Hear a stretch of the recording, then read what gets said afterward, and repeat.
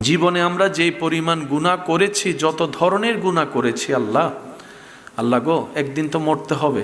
চোখের পলকেই দুনিয়া থেকে চলে যাব, কবরের জগতে গিয়ে চোখ খুলব। আল্লাহ কেমনে জানি, কি করব জানি না, কিচ্ছু জানি না। আল্লাহ নিজের দিকে তাকালে কোনো আশা ভরসা কিচ্ছু খুঁজে পাই না।